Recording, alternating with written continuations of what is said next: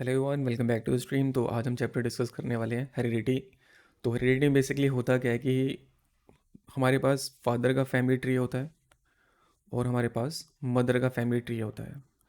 ठीक है, फादर का फैमिली ट्री है और मदर का फैमिली ट्री है।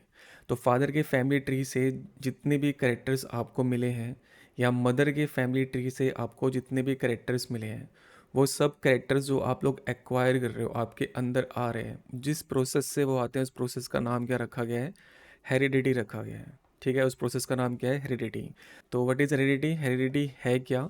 ये प्रोसेस है जिससे हम लोग क्या कर सकते हैं, करेक्टर्स या ट्रेट्स को इनहेरिट करते हैं या ट्रांसफ़र करते हैं एक जनरेशन से दूसरे जनरेशन की तरफ। ठीक है, मतलब आपके फादर के फैमिली ट्री में जितनी भी प्रॉपर्टीज़ हैं या मदर के फैमिली ट्री में जितनी भी प्रॉपर्टीज़ करेक्टर्स हैं, वो सब पास ऑन होके आपके पास आ रहे हैं। मतलब किसके पास आ रहे हैं? प्रोजनी के पास आ रहे हैं, ऑफस्प्रिंग के पास आ रहे हैं। तो उसी प्रोसेस को हम लोग क्या बोलते हैं? हेरिडिटी कहते हैं। अब ये जो हेरिडिटी हमारे पास होती है, इस हेरिडिटी में सबसे जो मेन इंपॉर्टेंट फैक्टर हमारे पास होता है वो होता है डीएनए। ठीक है, डीएनए की फुल फॉर्म सबको पता ही होगी। DNA stand for deoxy ribo nucleic acid. कुछ लोग इसको राइबोज भी कहते हैं, तो कोई फ़र्क नहीं पड़ता। तो DNA stand for deoxy ribo nucleic acid. DNA का स्ट्रक्चर कुछ इस तरीके से होता है। ये हमारे पास डीएनए होता है। डीएनए में कितने स्ट्रैंड होते हैं? 2 स्ट्रैंड होते हैं। DNA contains 2 strand. ठीक है, इन 2 स्ट्रैंड में क्या होता है कि आपस में बॉन्डिंग होती है और वो बॉन्ड बनाने के लिए हमारे पास 4 बेस ग्रुप होते हैं। ठीक है, जैसे हम मैं लिखता हूँ ए, तो ए के सामने हमेशा आता है टी। अगर मैं यहाँ लिखता हूँ यहाँ सी, तो सी के सामने हमेशा आता है जी। तो ये जो ए टी सी जी का सीक्वेंस है ये कॉन्टिन्यू रहता है और इससे आपका पूरा डीएनए क्या होता है? फॉर्म होता है। मतलब दोनों स्ट्रैंड आपस में कनेक्टेड होंगे तो बीच में एक बॉन्डिंग चाहिए। तो बॉन्डिंग किसके थ्रू मिलती है हमें? ATCG के थ्रू मिलती है। दोनों स्ट्रैंड को कनेक्ट करने के लिए हमारे पास क्या होते हैं? बेस पेयर होते हैं। ठीक है, दोनों स्ट्रैंड्स को कनेक्ट करने के लिए हमारे पास क्या अवेलेबल होते हैं? बेस पेयर अवेलेबल होते हैं। अब इसमें ये ए क्या होता है? ए होता है बेसिकली एडेनाइन। टी हमारे पास होता है थाइमीन। सी हमारे पास होता है साइटोसिन। एंड जी हमारे पास होता है ग्यूएनाइन। ठीक है, तो हमेशा एडेनाइन जो ग्रुप है वो किसके साथ कंबाइन होता है? थाइमीन के साथ अटैच होता है। और साइटोसिन हमेशा किसके साथ कनेक्ट होता है? ग्यूनाइन के साथ कनेक्ट होता है। तो इस कनेक्शन से आपका पूरा का पूरा क्या होता है? डीएनए स्टैब्लिश होता है। कि डीएनए में बेसिकली क्या प्रेजेंट होते हैं? डीएनए की जो फंक्शनल सेगमेंट होती है उस फंक्शनल सेगमेंट को हम लोग क्या बोलते हैं? जीन बोलते हैं। ठीक है, तो जीन किस पे प्रेजेंट होते हैं? डीएनए के ऊपर प्रेजेंट होते हैं। पूरी जो सीक्वेंस है आपको पता होनी चाहिए। सबसे पहले हमारे पास सेल होता है। सेल के अंदर क्या होता है? न्यूक्लियस होता है। न्यूक्लियस को हम थोड़ा केयरफुली एनालाइज करें तो उसमें आपको एक थ्रेड लाइक स्ट्रक्चर दिखता है जिसका नाम क्या होता है? क्रोमेटिन। इस क्रोमेटिन को केयरफुली एनालाइज करो तो उसमें आपको इस शेप के क्या दिखाई देते हैं? स्ट्रक्चर दिखाई देते हैं, जिसको हम लोग क्या बोलते हैं? क्रोमोसोम। और क्रोमोसोम के ऊपर क्या प्रेजेंट होता है? डीएनए। और डीएनए के ऊपर क्या प्रेजेंट होता है? जीन प्रेजेंट होता है। ये पूरी सीक्वेंस होती है। दैट मीन्स सबसे पहले हमारे पास क्या होता है? We have chromatin. This is chromatin. Chromatin के बाद हमारे पास क्या आते हैं? क्रोमोसोम्स आते हैं। तो दीज आर क्रोमोसोम। क्रोमोसोम के बाद क्या आता है? डीएनए। और डीएनए के बाद हमारे पास क्या होता है? जीन आता है। ठीक है, इतना बस आपको पता होना चाहिए। तो जब भी इंफॉर्मेशन ट्रांसफ़र हो रही होती है पेरेंट्स से ऑफस्प्रिंग की तरफ, तो वो इन्फॉर्मेशन किसके थ्रू पास ऑन होती है? डीएनए के थ्रू पास ऑन होती है। ठीक है, या फिर आप ऐसे बोल सकते हो कि किसी बुक में ऐसे भी लिखा हो सकता है कि जो हमारे पास हेरिडिटरी व्हीकल होता है वो क्या होता है, तो आपको उसका आंसर लिखना है कि hereditary vehicles are known as chromosomes. वो क्रोमोसोम्स होते हैं क्योंकि जब सेल डिवाइड करता है तो क्रोमोसोम्स ही बेसिकली क्या करते हैं? आपके डिवाइड करते हैं। क्रोमोसोम्स का डिवीजन हो जाता है और उस डिवीजन से जो डीएनए होता है आपका वो पास ऑन होकर आगे चला जाता है। ठीक है, डिटेल में इसको हमें डाइव नहीं करना है, बस इतना पता होना चाहिए कि हमारे पास जो जेनेटिक मटेरियल है वो तो हमारे पास डीएनए है। जो हेरिडिटरी मटेरियल है या जो हेरिडिटरी व्हीकल हमारे पास होता है उसको हम लोग क्या बोलते हैं? क्रोमोसोम कहते हैं। ठीक है, नेक्स्ट टॉपिक हमारे पास है कि वेरिएशन क्या होती है। तो वेरिएशन का मीनिंग क्या होता है कि जब भी हमारे पास इंफॉर्मेशन ट्रांसफ़र होके जाती है तो सेवरल करेक्टर्स मे डिफ़र बिटवीन इंडिविजुअल्स। ठीक है, एक ही स्पीसीज़ के पॉपुलेशन में कुछ करेक्टर्स आपके क्या हो सकते हैं? डिफरेंट आ सकते हैं। मतलब एक ही पॉपुलेशन या सेम स्पीसीज़ के जो मेंबर्स हैं, इंडिविजुअल हैं, उनके अंदर जब सेवरल करेक्टर्स क्या होते हैं? अलग हो जाते हैं, डिफ़र हो जाते हैं, तो उस प्रोसेस का नाम क्या रखा गया है? वेरिएशन रखा गया है। अब वेरिएशन आती क्यों है? इसके पीछे रीज़न क्या होता है कि जब भी हमारा डीएनए कॉपी हो रहा होता है तो डीएनए कॉपिंग में क्या आ जाते हैं? एरर आ जाते हैं। मतलब इन्फॉर्मेशन कॉपी हो रही होती है तो उस कॉपिंग प्रोसेस में थोड़े बहुत एरर आ जाते हैं जिसकी वजह से वेरिएशन आ जाती है।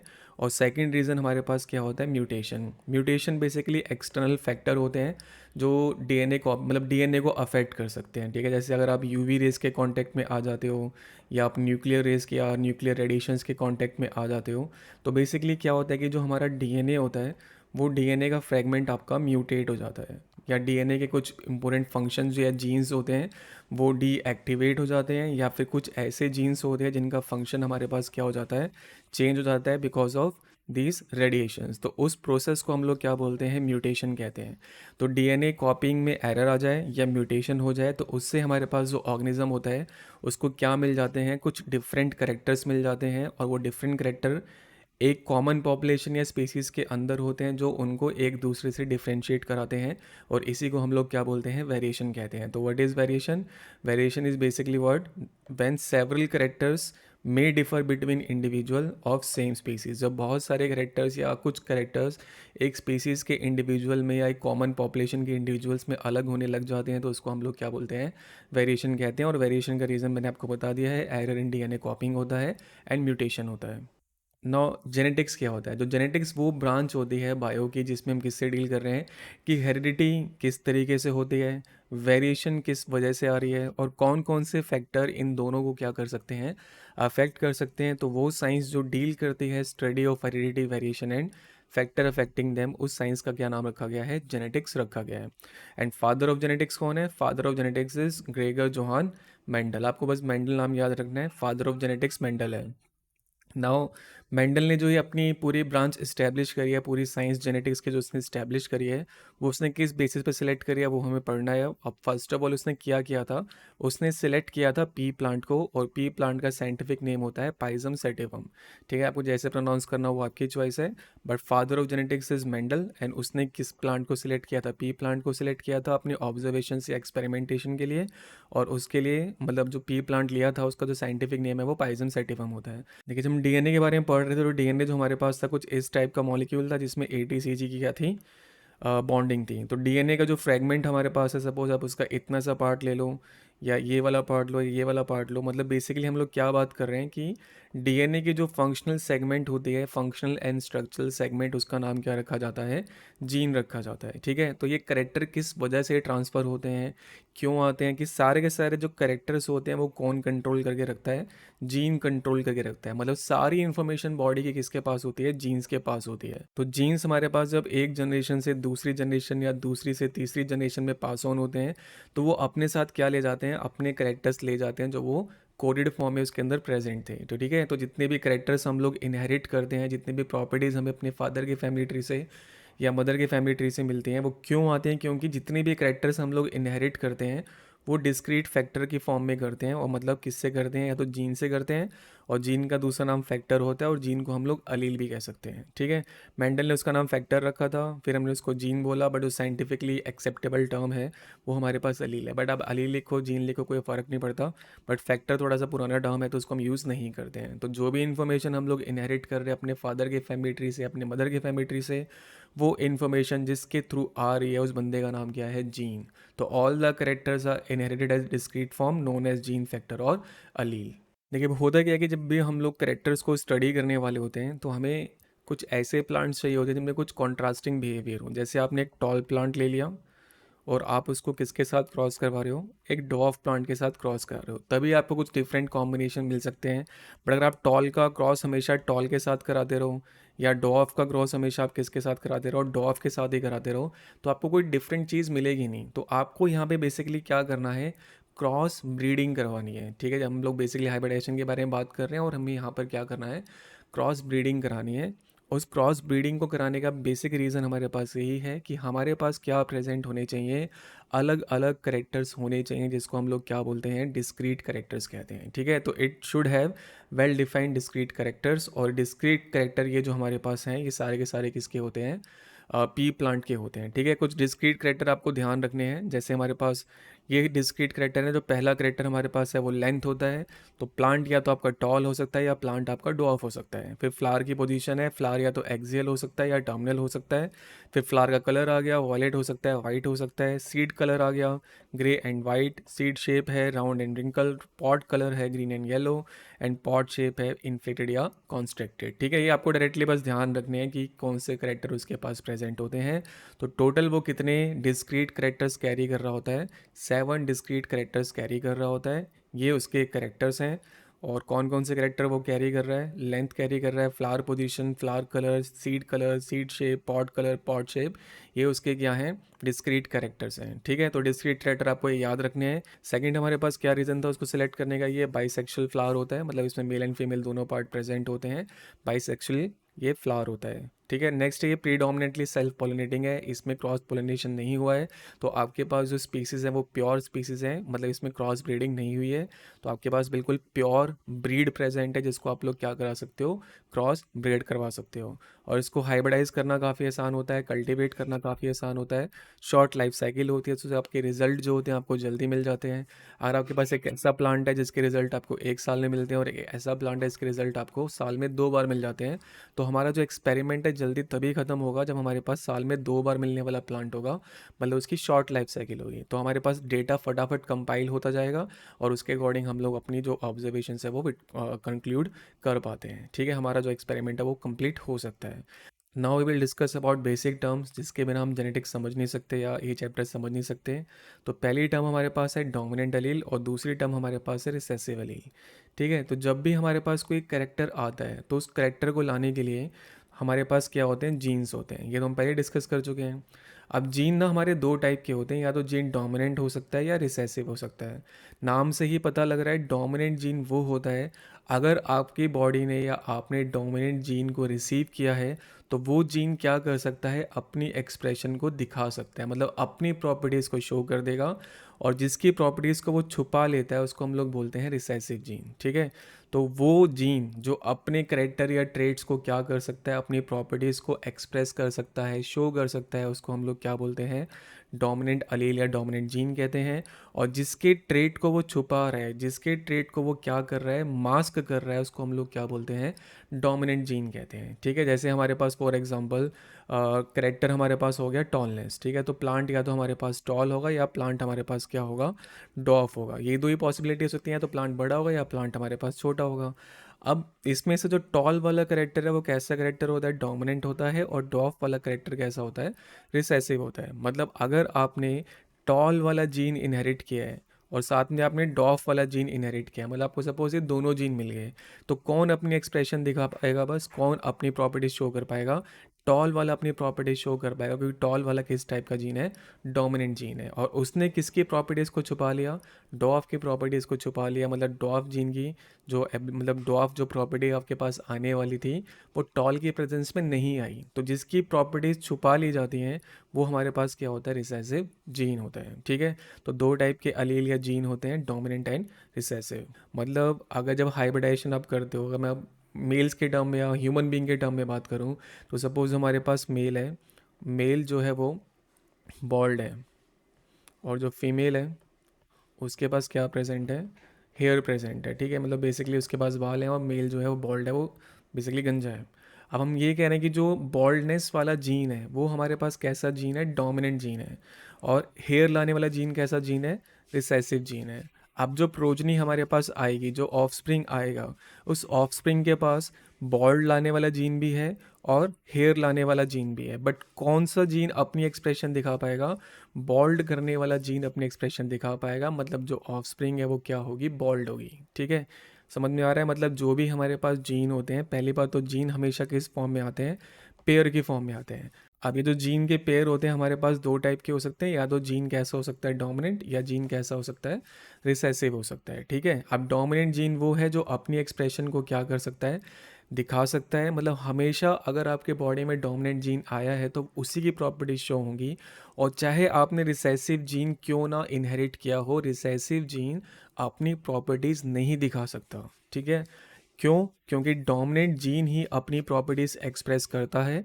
अगर डोमिनेंट आया है, रिसेसिव भी आया है, तो हमेशा डोमिनेंट की ही प्रॉपर्टीज शो करी जाती हैं, डोमिनेंट ही अपनी प्रॉपर्टीज एक्सप्रेस कर पाता है, अपना जो करेक्टर वो लेके आया है वो एक्सप्रेस कर देगा, और रिसेसिव जीन को वो क्या कर देगा, मास्क कर देगा। ठीक है, तो मास्क बाय डोमिनेंट जीन, ऐसा ट्रेड जो कौन मास्क हो कर देता है, डोमिनेंट जीन मास्क कर देता है, उसको हम लोग क्या बोलते हैं, रिसेसिव अलील कहते हैं। ठीक है, तो जीन हमारे पास दो कैटेगरीज के होते हैं, dominant gene and recessive gene, या डोमिनेंट अलील या रिसेसिव अलील। डोमिनेंट अलील वो है जो अपनी प्रॉपर्टीज़ क्या कर सकता है, एक्सप्रेस कर सकता है, और रिसेसिव वो है जो अपनी प्रॉपर्टीज़ क्या कर लेता है, हाइड कर लेता है। ठीक है, अगर ये अकेला आएगा, आपकी बॉडी ने सिर्फ रिसेसिव ही अटेन किया है, तब तो ये अपनी प्रॉपर्टीज़ दिखा देगा। बट अगर डोमिनेंट भी आया है और रिसेसिव भी आया है, तो डोमिनेंट की प्रॉपर्टीज शो होती है, रिसेसिव की प्रॉपर्टी शो नहीं होती है। ठीक है, अब जब भी मैंने आपको पहले बता दिया कि जो जीन होता है वो पेयर की फॉर्म में आता है, तो सपोज़ मैं टॉल वाला लिखता हूँ, तो टॉल के लिए मैं क्या लिख सकता हूँ, जीन सिलेक्ट कैसे करने होते हैं, जैसे टॉल टी से स्टार्ट हो रहा है, तो आप दोनों लेटर कैपिटल लिख दोगे, कैपिटल टी, तो ये हमारे पास क्या बन जाएगा, डोमिनेंट जीन का रिप्रेजेंटेशन हो जाएगा। जब आपको रिसेसिव जीन लिखना है, तो रिसेसिव हमारे पास कौन सा करेक्टर होता है, डॉफ करेक्टर रिसेसिव होता है।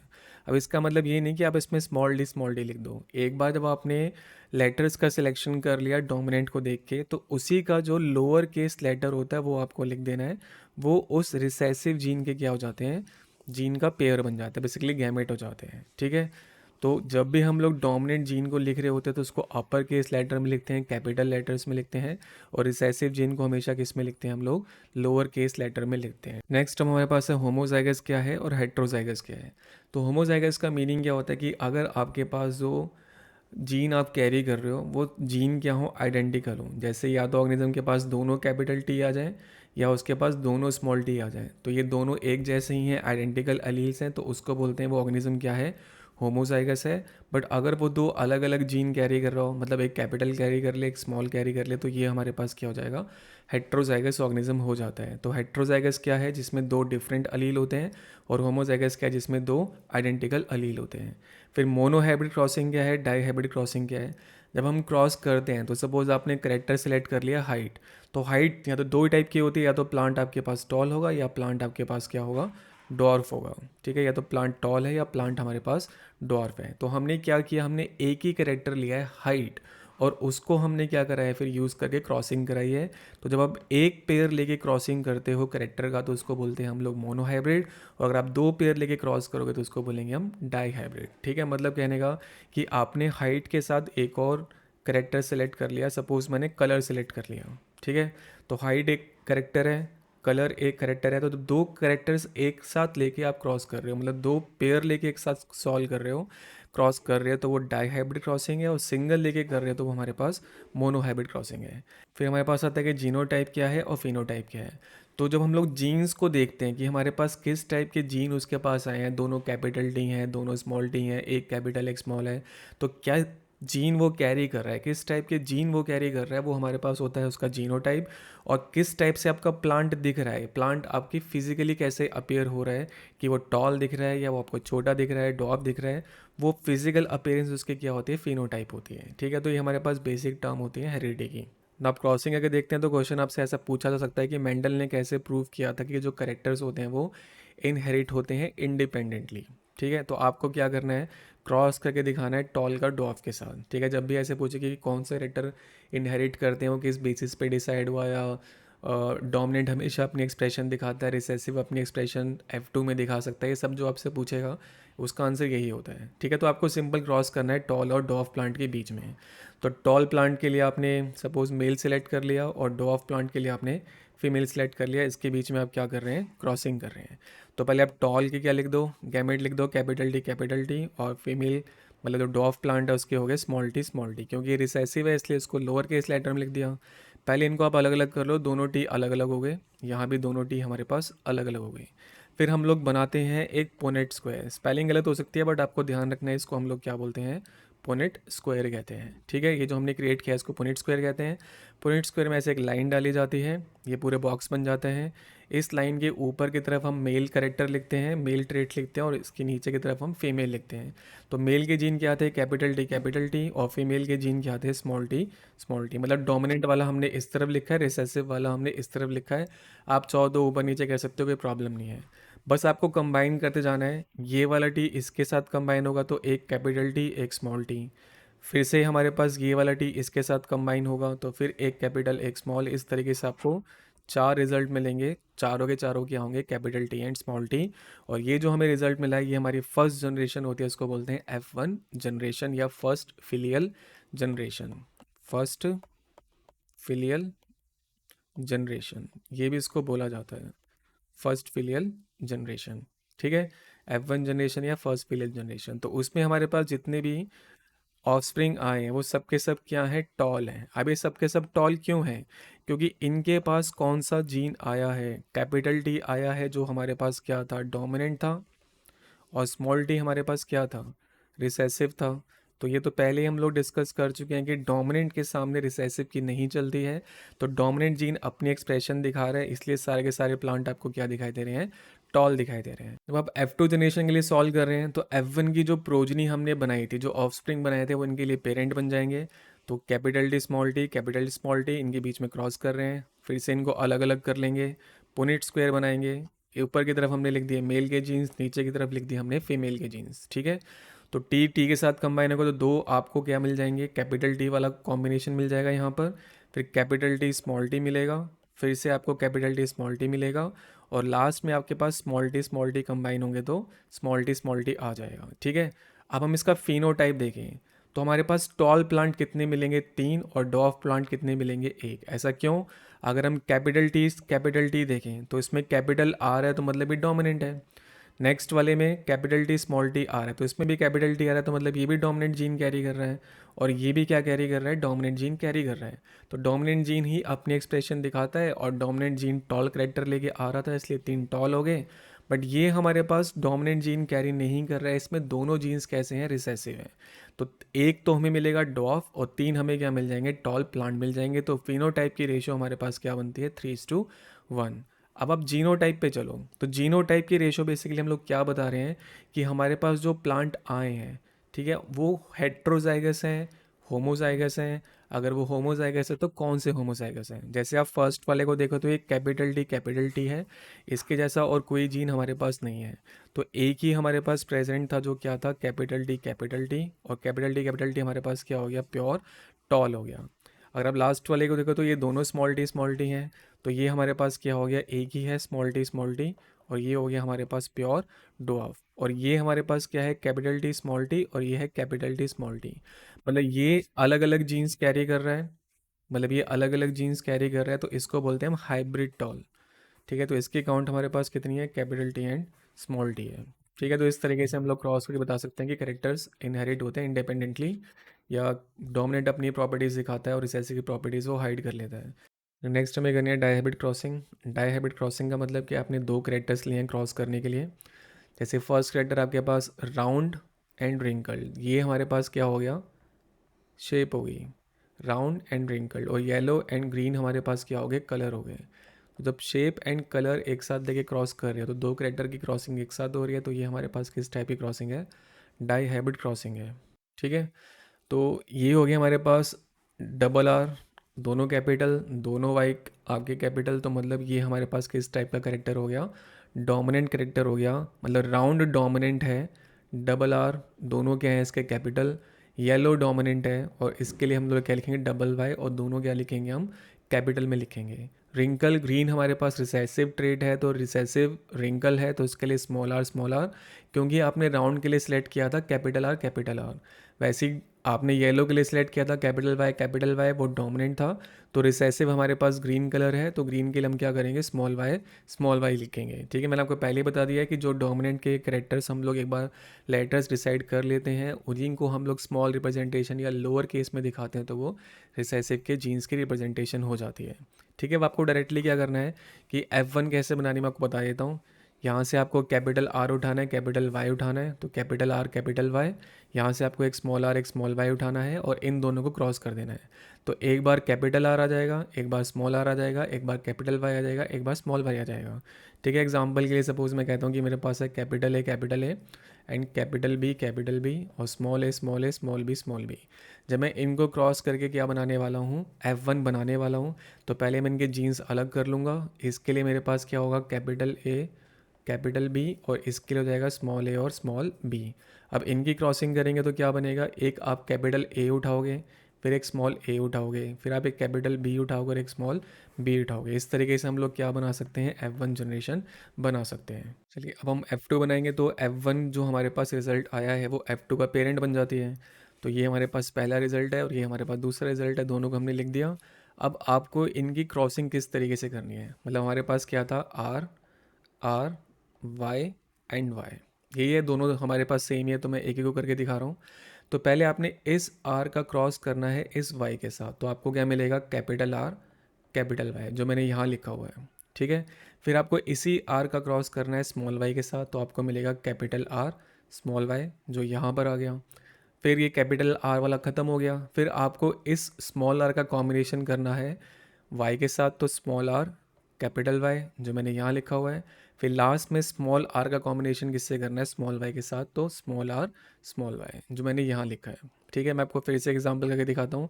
जैसे आपके पास है ए बी एंड बी, तो सबसे पहले आपको क्या करना है, इस ए को कंबाइन करना है इस बी के साथ, तो आपको क्या मिलेगा, कैपिटल ए कैपिटल बी। फिर आप इस ए का कॉम्बिनेशन करोगे इस बी के साथ, तो आपको क्या मिलेगा, कैपिटल ए स्मॉल बी। ए हमारा पास ख़त्म हो गया। अब फिर स्मॉल ए का कॉम्बिनेशन करना है आपको कैपिटल बी के साथ, तो स्मॉल ए कैपिटल बी।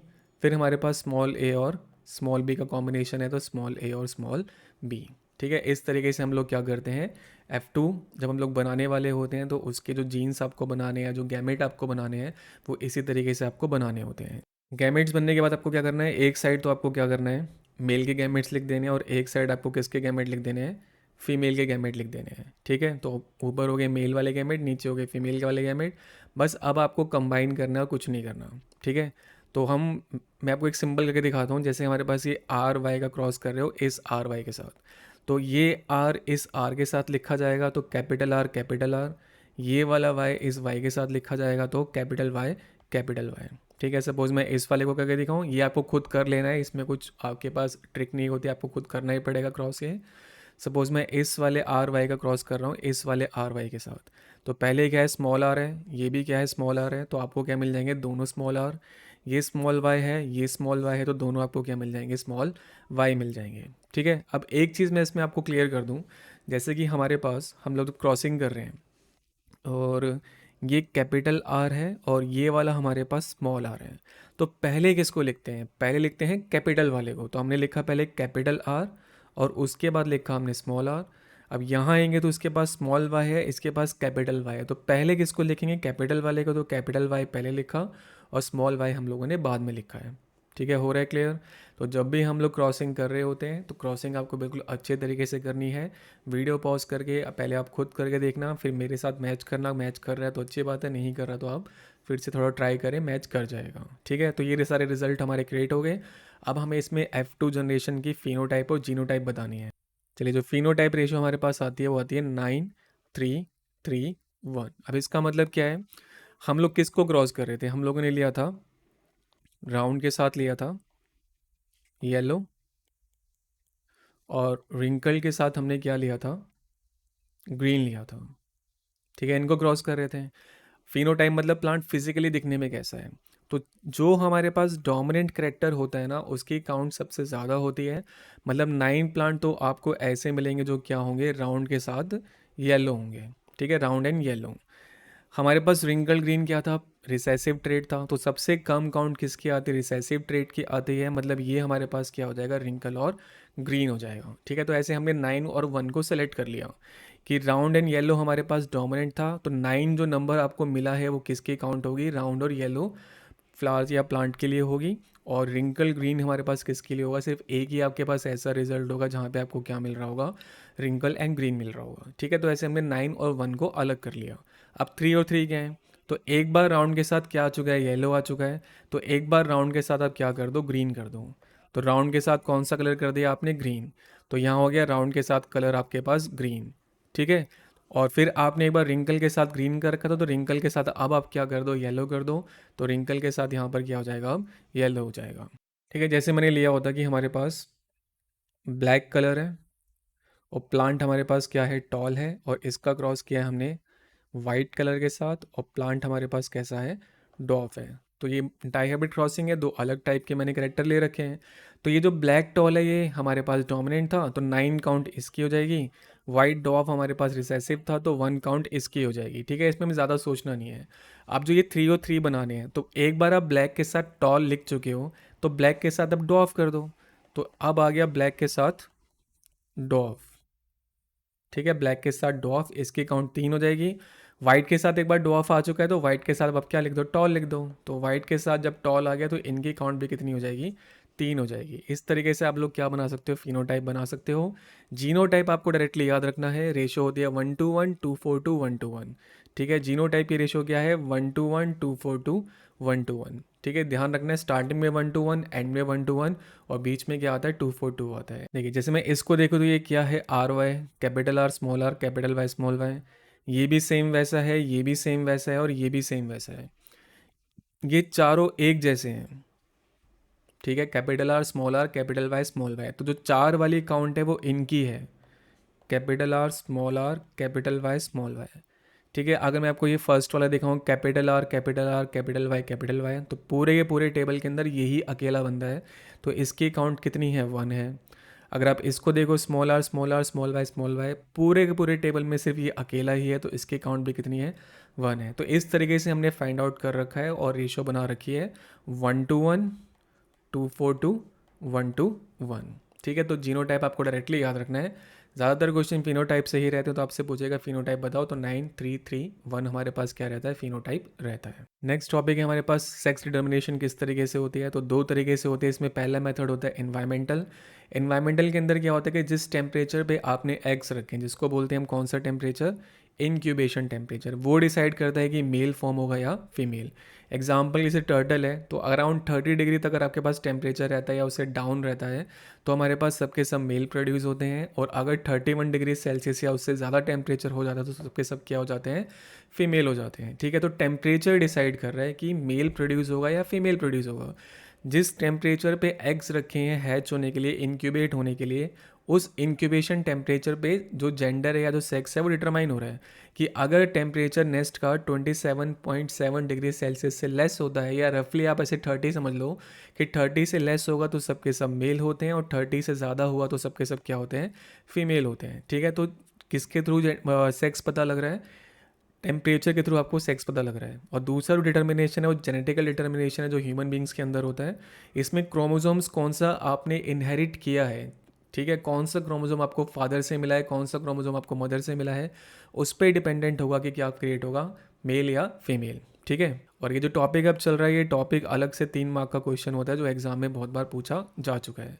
तो हमारे पास जो मेल होता है उसके पास 23 क्रोमोसोम्स होते हैं, जिसमें से 22 क्रोमोसोम तो होते हैं XX, और एक क्रोमोसोम होता है XY। जो XX वाले क्रोमोसोम होते हैं वो ऑटोसोमल क्रोमोसोम होते हैं, सोमेटिक सेल्स के अंदर होते हैं बेसिकली। और जो XY होता है वो हमारे पास सेक्स क्रोमोसोम होते हैं, जो डायरेक्टली किससे लिंक है, सेक्स डिटरमाइन करने के लिए लिंक है।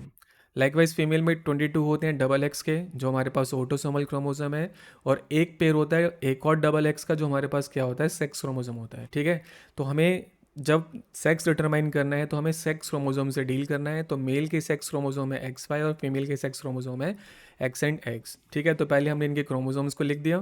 ठीक है, गैमेट लिख दिए, जीन्स अलग अलग कर दिए, कैपिटल X कैपिटल Y अलग, कैपिटल X अलग। ठीक है, अब हमें इनके जीन्स को अलग करके लिख दिया।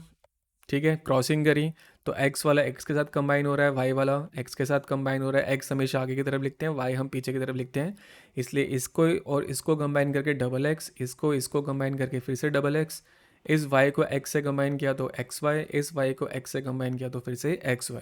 तो हमारे पास 50% चांस है कि मेल प्रोड्यूस होगा और 50% चांस है फीमेल प्रोड्यूस होगी, क्योंकि ये वाला जो पूरा सेक्शन है वो मेल को डिपिक्ट कर रहा है, और ये वाला जो पूरा सेक्शन है वो फीमेल को डिपिक्ट कर रहा है। मतलब चांस होता है कि या तो मेल प्रोड्यूस होगा या फीमेल प्रोड्यूस होगी, और उस चांस में सबसे बड़ा जो रेस्पॉन्सिबल फैक्टर है वो मेल होता है। फीमेल के पास क्या प्रेजेंट है, एक्स और एक्स प्रेजेंट है, तो फीमेल तो हमेशा एक्स और एक्स क्रोमोसोम ही देगी। अब मेल ने कौन सा क्रोमोसोम दिया है, अगर मेल अपना एक्स क्रोमोसोम देगा तो फीमेल के एक्स से कंबाइन होगी, वो क्या बना लेगा, फीमेल क्रिएट कर लेगा। अगर मेल अपना वाई क्रोमोसोम देगा और फीमेल तो अपना एक्स क्रोमोसोम ही देगी, तब हमारे पास क्या बनता है, मेल प्रोड्यूस होता है। तो मेल पर ही डिपेंडेंट होता है कि चाइल्ड जो है वो मेल प्रोड्यूस होने वाला है या फीमेल प्रोड्यूस होने वाली है, ठीक है। तो ये हमारे पास होता है सेक्स डिटर्मिनेशन इन्वायरमेंटल फैक्टर के थ्रू एंड जेनेटिकल फैक्टर के थ्रू।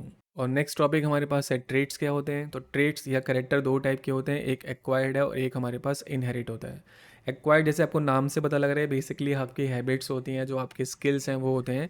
ये ऑर्गेनिज्म अपने लाइफ टाइम में क्या करता है, डेवलप करता है। जो स्किल्स आप सीख रहे हो, राइटिंग है, डांसिंग है, सिंगिंग है, स्विमिंग है, ये आप स्किल्स सीख रहे हो, तो जो स्किल्स आप सीखते हो वो क्या होते हैं, एक्वायर्ड कैरेक्टर्स में आते हैं।